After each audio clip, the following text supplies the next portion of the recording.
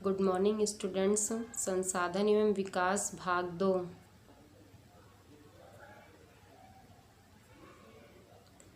First heading है संसाधनों का विकास। संसाधन जिस प्रकार मनुष्य के जीवन यापन के लिए अति आवश्यक हैं, उसी प्रकार जीवन की गुणवत्ता बनाए रखने के लिए भी महत्वपूर्ण है। ऐसा विश्वास किया जाता है कि संसाधन प्रकृति की देन है। परिणाम स्वरूप मनुष्य ने इनका अंधाधुंध उपयोग किया, जिससे निम्नलिखित समस्याएं पैदा हो गई हैं।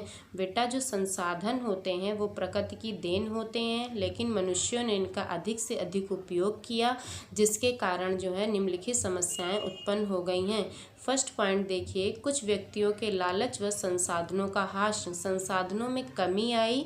कारण क्या था कि व्यक्तियों के लालच के कारण जो है संसाधनों में कमी आई। दूसरा पॉइंट देखिए, सेकंड पॉइंट है आपका, संसाधन समाज के कुछ ही लोगों के हाथ में आ गए हैं, जिससे समाज दो हिस्सों में बंट गया है। कह रहे हैं जो संसाधन है वो समाज के कुछ ही लोगों के हाथों में आए, जिससे हमारा समाज दो भागों में बंट गया। जिन व्यक्तियों के हाथ में संसाधन आए वो संसाधन संपन्न व्यक्ति अर्थात अमीर व्यक्ति कहलाए, और जिनके हाथ में संसाधन नहीं आए वो संसाधनहीन अर्थात गरीब व्यक्ति कहलाए। थर्ड पॉइंट देखिए, संसाधनों के अंधाधुंध शोषण से वैश्विक परिस्थिति संकट पैदा हो गया है। वैश्विक मतलब होता है ग्लोबल, पूरे विश्व में। पारिस्थितिकी मतलब मानव समाज के साथ साथ जीव जंतु और वनस्पतियों में भी संकट पैदा हो गया, जैसे भूमंडलीय तापन ग्लोबल वार्मिंग, पृथ्वी पर तापमान का बढ़ना हो, और ओजोन परत अवक्षय मतलब ओजोन परत में क्षय होना। ओजोन परत जो होती है बेटा, वो पृथ्वी के वायुमंडल की एक परत होती है। ओजोन परत के कारण ही धरती पर जीवन संभव हो चुका है, तो उसको भी नुकसान हो रहा है। पर्यावरण प्रदूषण बढ़ रहा है और भूमि निम्नीकरण आदि है। भूमि निम्नीकरण का अर्थ होता है बेटा एक ही भूमि का बार बार उपयोग करना, जिससे कि भूमि की उर्वरता समाप्त हो रही है। तो संसाधनों के अत्यधिक उपयोग करने से ये समस्याएं उत्पन्न हो रही हैं। नेक्स्ट हेडिंग है आपकी सतत पोषणीय विकास।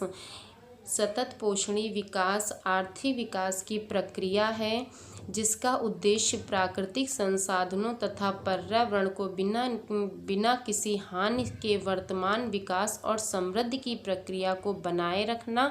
इसके साथ ही भविष्य की पीढ़ियों की आवश्यकता की अवहेलना न करते हुए जीवन की गुणवत्ता बनाए रखना ही सतत पोषणीय विकास कहलाता है या सतत पोषणीय विकास है। इसका अर्थ है बेटा कि सतत पोषणीय विकास के अंतर्गत जो है विकास पर्यावरण को जो है बिना नुकसान पहुंचाए ही वर्तमान पीढ़ी की आवश्यकताओं को पूरा किया जाए और भविष्य में आने वाली पीढ़ी की भी आवश्यकताएं पूरी हों। इस तरह से जो है संसाधनों का उपयोग किया जाए कि वर्तमान पीढ़ी भी इन संसाधनों का लाभ उठा सके और आने वाली पीढ़ियां भी इन संसाधनों का लाभ प्राप्त कर सकें।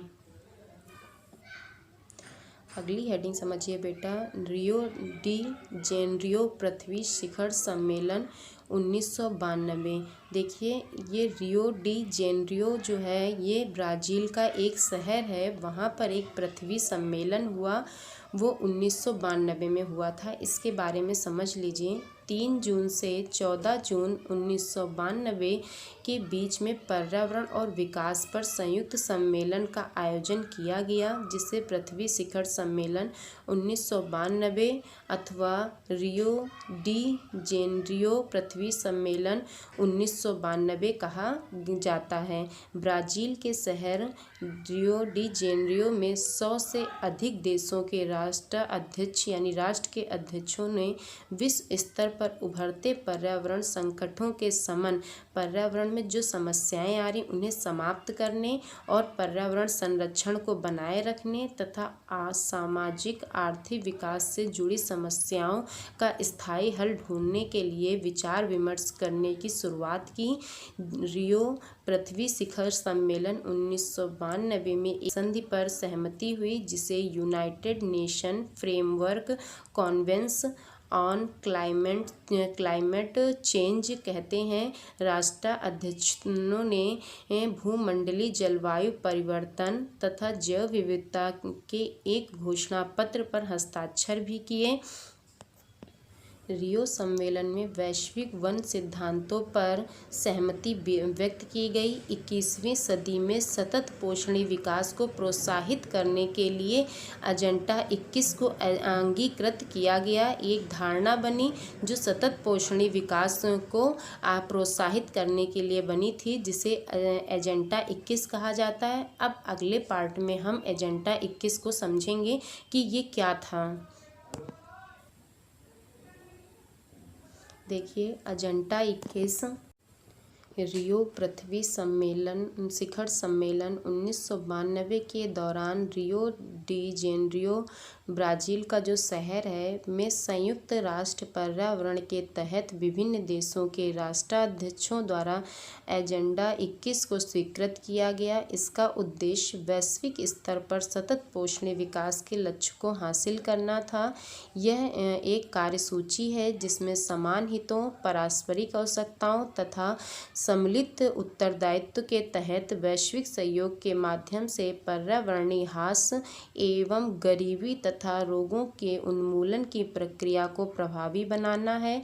एजेंडा 21 का मुख्य उद्देश्य प्रत्येक स्थानीय निकायों के लिए अपना एजेंडा तैयार करने के प्रति प्रोत्साहित करना है।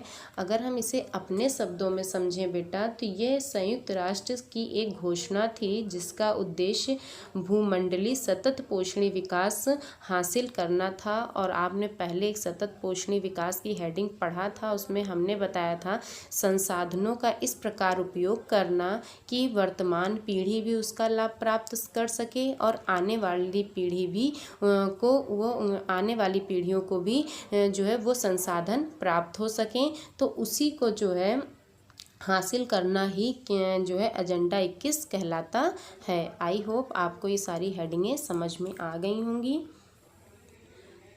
धन्यवाद।